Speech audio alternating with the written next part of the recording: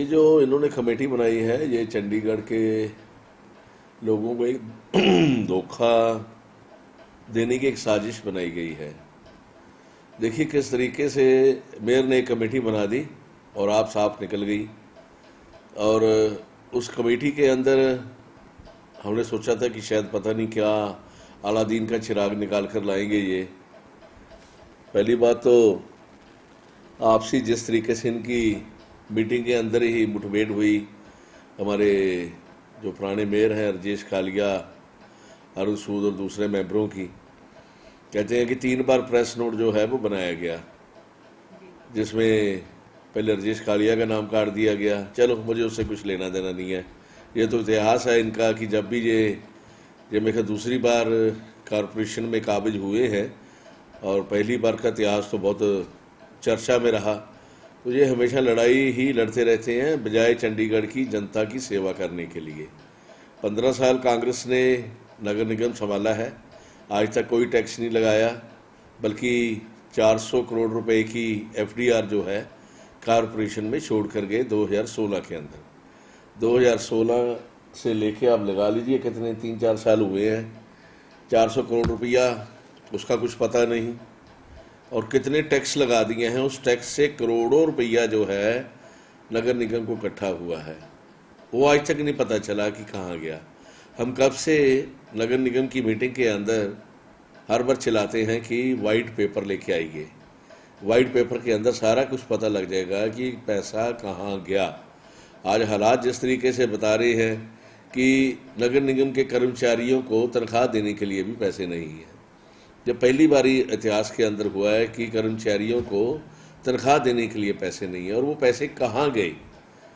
कभी ये कहते हैं जी गांव वालों को टैक्स लगा दो, कभी ये कहते हैं कि चंडीगढ़ के जो एंट्री करने वाले लोग हैं उनके ऊपर टैक्स लगा दो। अरे टैक्स के बिना भी बहुत कुछ है। हमने भी टैक्स के बिना 15 साल कांग्रेस ने जो है नगर निगम चलाई, क्योंकि हमारा सांसद जो था पवन बांसल वो स्ट्रांग था, दिल्ली से पैसे लेके आते थे। हमने दिल्ली फाइनेंशियल कॉरपोरेशन से पैसे लिए।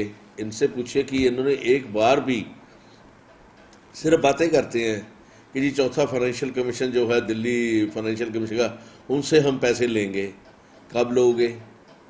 चौथा साल जाने वाला है, 1 साल रह गया है, आज तक 4 साल के अंदर ना तो पार्कों की लाइटें चेंज की।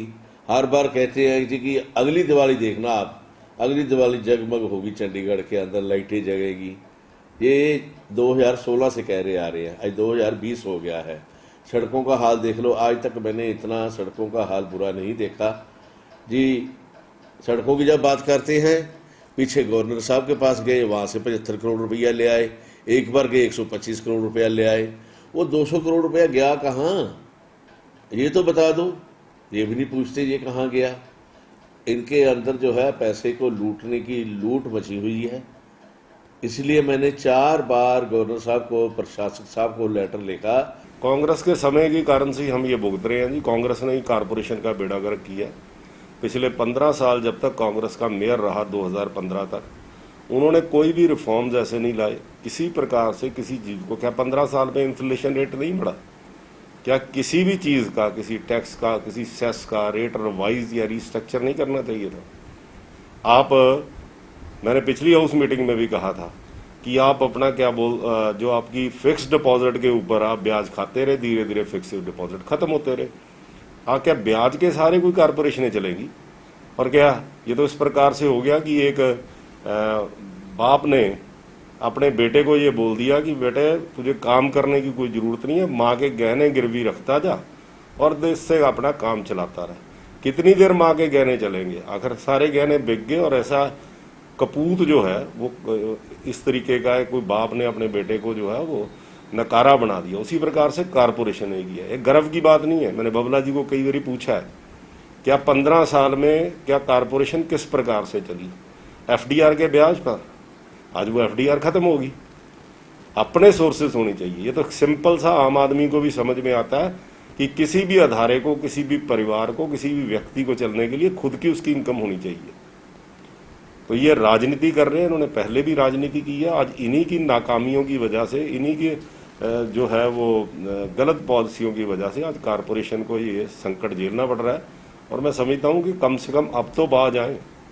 अब तो जब हम रिफॉर्म्स की बात कर रहे हैं, आप तो उसमें सहयोग करें। एक तरफ इनके काउंसलर उसमें पार्टिसिपेट करते हैं, इन सब सुझावों को मानते हैं, और बबला जी झूठ बोल रहे हैं। मुझे टैक्स बता दें, शहर के निवासियों में टैक्स लगने वाली कौन सी बात आई है?